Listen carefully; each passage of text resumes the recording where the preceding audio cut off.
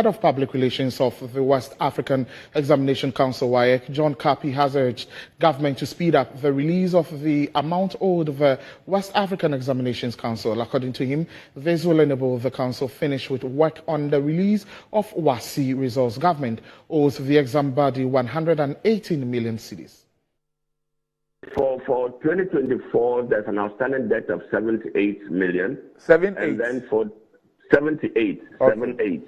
Okay. And then for 2022 and 2023, a cumulative balance of 40 million Ghana cedis, So that is what has brought us to the figure of 118. Communication with the minister on Friday, we indicated that they should give us an additional 35 million to the 25 that has been released. And we believe that we'll be able to manage with that so that we don't have anybody holding us to ransom. Because indeed, these technicians are people we have worked with over the years, and we felt that we had some goodwill and we could call them to come and work on these machines, and then we'll carry on.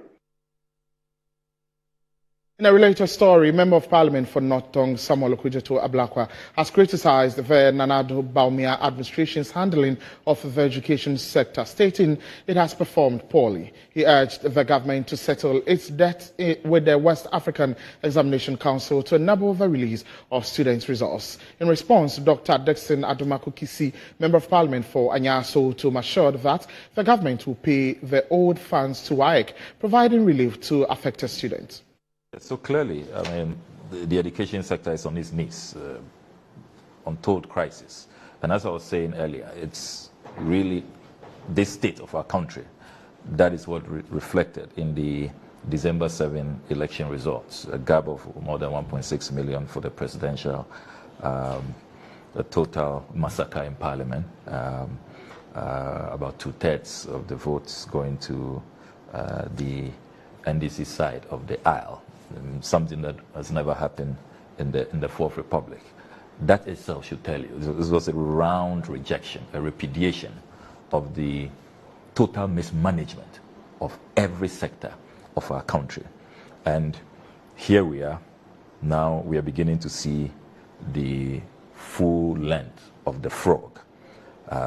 If you look at the CHAS statement, for example, so you have to put the 118 million WAEC debt aside. Then you come to the CHAS statement.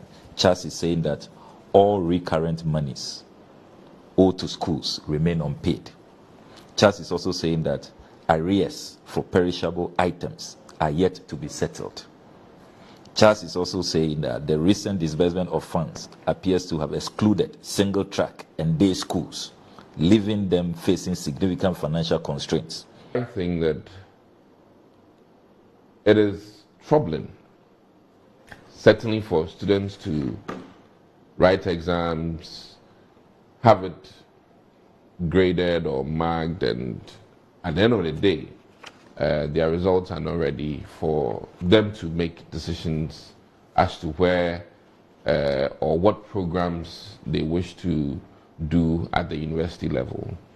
I find it troubling, and I must commend the Speaker of Parliament. I think last week he admitted a statement on this issue, which then turned into a questioning moment to the Minister, Dr. Edichum.